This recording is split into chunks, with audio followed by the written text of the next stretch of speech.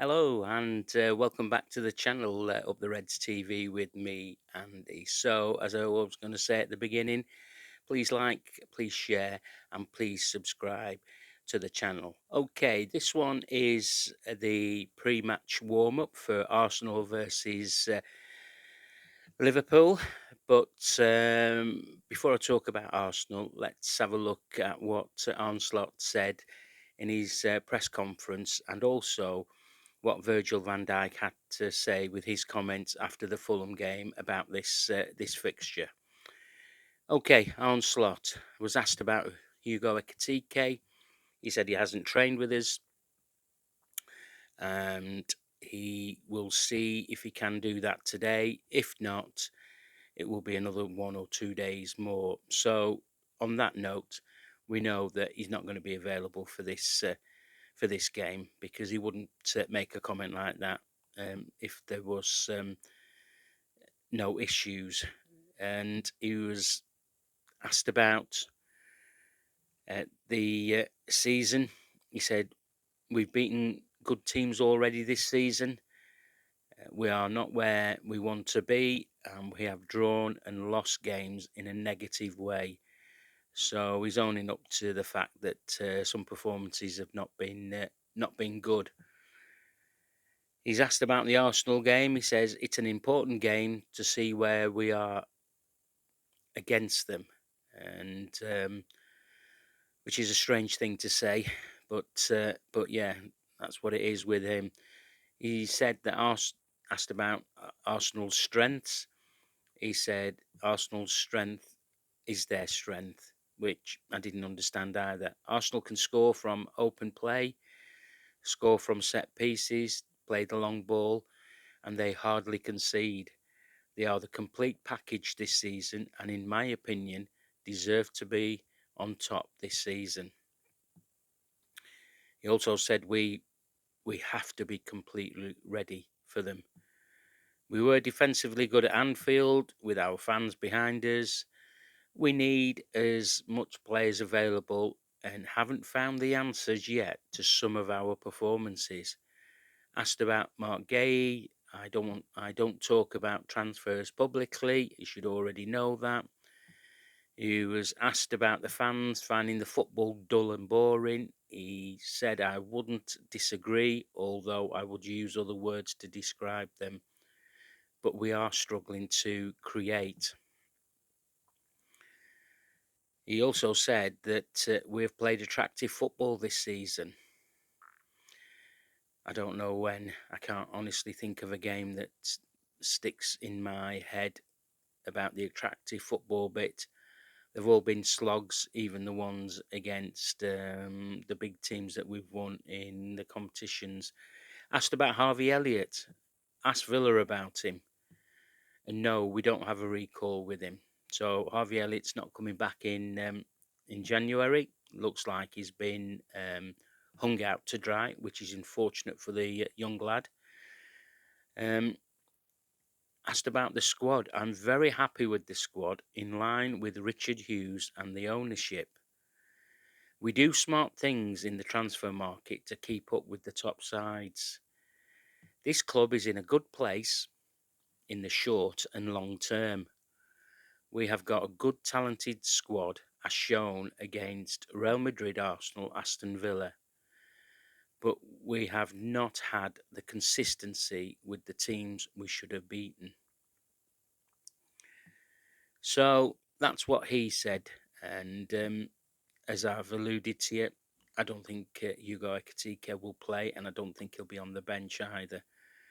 So to say that we have not found the answers yet, uh, while we've played against teams that we should be beating, was strange and bizarre to me. If he's not found the answers yet, when will he find the answers? Before it's too late, when we don't make the Champions League spot, because that is our benchmark, as I've already reiterated to you guys. Okay, um, doesn't sound like a head coach who can find the answers, or make the changes to find the answers, if that makes sense to you. So I'll just leave that one there for you. Okay, Virgil van Dijk's comments after the game at Fulham. First of all, we'll recover from this, but from Tuesday on, we will definitely look at the strength that they have, i.e., they'll be watching videos of the games. They have a fantastic squad with players on the pitch and also coming from the bench. We all know at home they are unbeaten this season, I think, in all competitions, so it is a nice challenge and we should be ready for a big fight. I'm looking forward to it, and I think everyone should. This is the only way to try and get a result over there. There is no reason not to look forward to it, in my opinion. But first, recover, and then we will focus on that. Well, Virgil, once again, let's hope you and the team are focused, and I'm not so sure that the supporters are looking forward to this one, if I'm honest with you. I've heard all sorts about this game and what the ramifications would be, but I only do constructive criticism on here, and I want us to get something from the game. If we can't win it, draw maybe. So, but a loss is not going to be no good. Okay, as we do then, let's have a look at Arsenal's last four league games. One away at Everton, 1-0.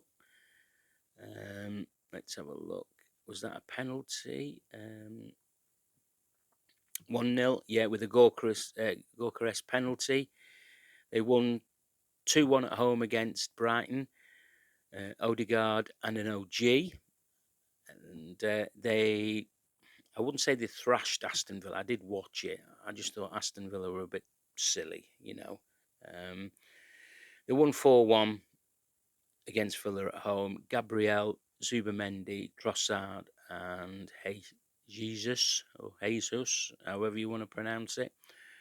And then they won 2-3 away at Bournemouth with Gabriel and 2 from Declan Rice. So 1-4, scored 10, conceded 4. In those 4 games, they've had 7 different scorers, which is wow. And you can see why they're top of the charts, can't you? They've played 20, won 15, drawn 3, lost 2, 48 points. They've scored 40 goals and conceded just 14. They're unbeaten at home, as Virgil alluded to. I think they've scored 24, 25 goals and they've only conceded 4 or 5 goals. They have 8 different players on 4 or more goals this season, and that's more than what Liverpool have got. Liverpool have Ekitike on 8 league goals, Gakpo's 5, I think, Gravenberch 4, and Mo Salah's up there as well.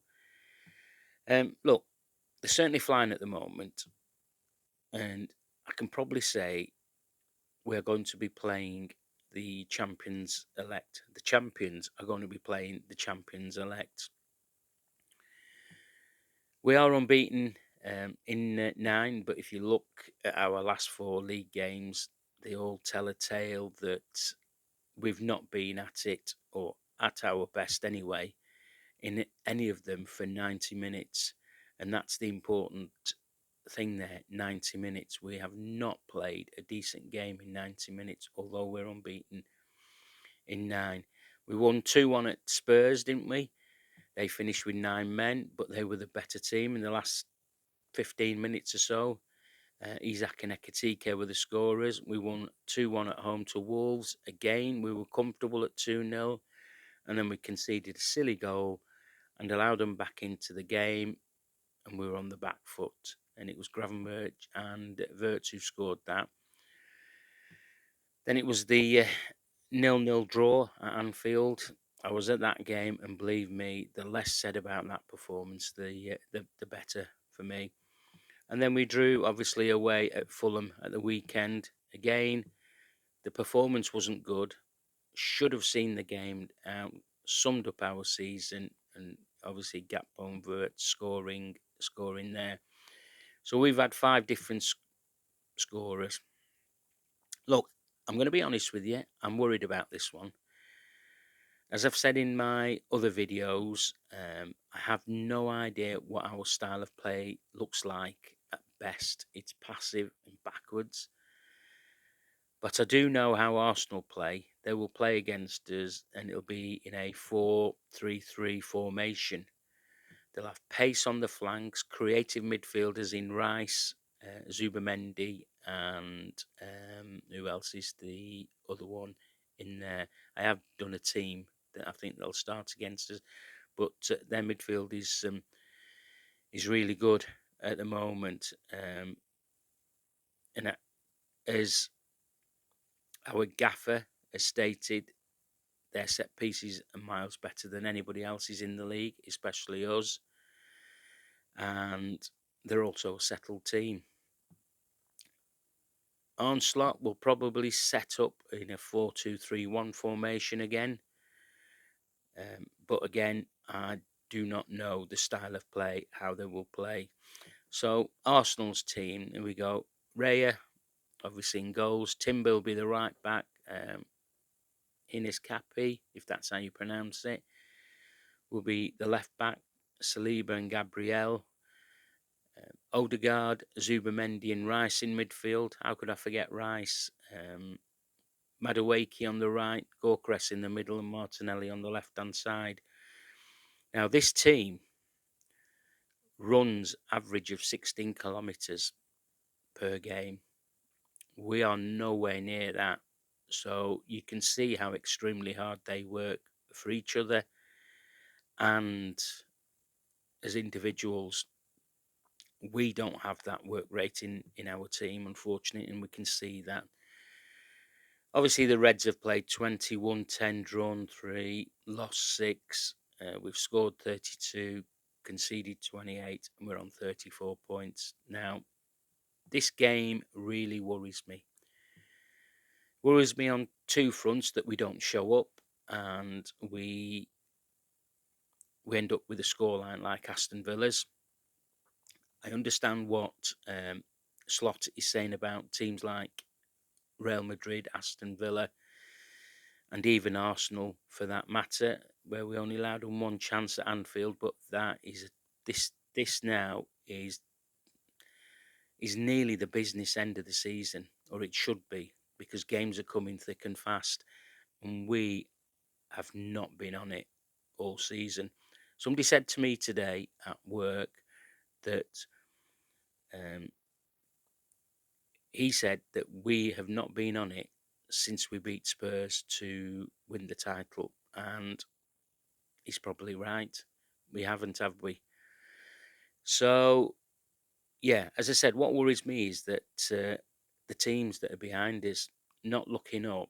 I'm not looking at Aston Villa, City, or Arsenal.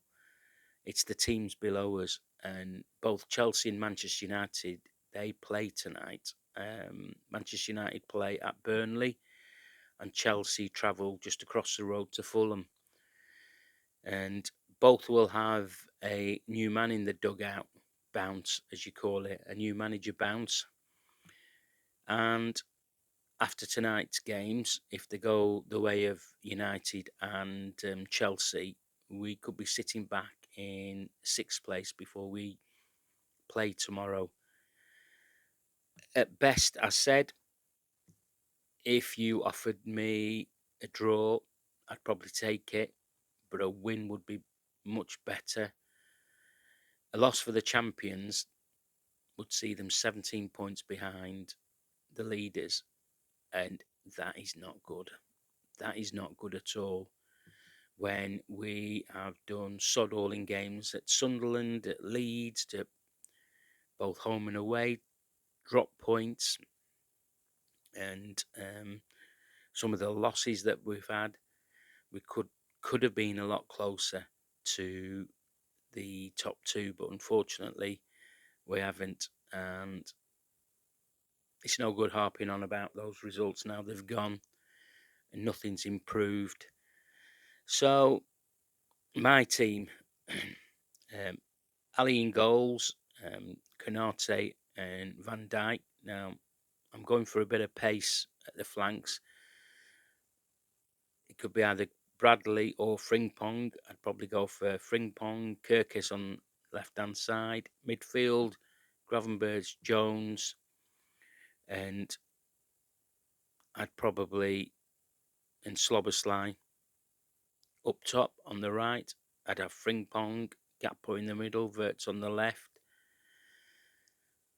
Or if he's not going to do Frimpong and he's going to do 5 midfielders again,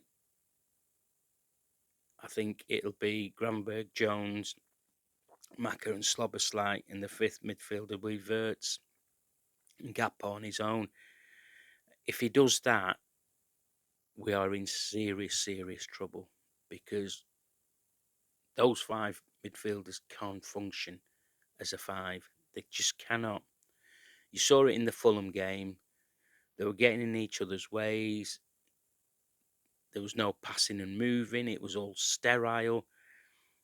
We need pace, and that's why I'm hoping that, Frimpong might be the answer on the right-hand side. And Jones is not quick. Gakpo's not that quick. Verts isn't quick either. How we create chances against this well-oiled, well-drilled Arsenal team now, like Slot said, they don't concede many goals, and they don't. What are we going to do? Are we going to do a low block? Are we trying to get a draw out of the game, nick an early 1-0? Well, if we can't create chances, we ain't going to do that. So yeah, it'll be interesting what team he picks and how they get themselves set up. And as we've already alluded to, and a lot of people are saying it now, they can't recognise the style of play that this head coach is making Liverpool play. So, okay, that's my team. I will do a post match on Friday. It'll be out at 7 p.m. And as you know me, it'll be a constructive one, whatever the result is. So, thanks for watching this one. Again, please like, please share, and please subscribe to the channel. I'd really appreciate that. And I'll speak to you guys on Friday. Up the Reds.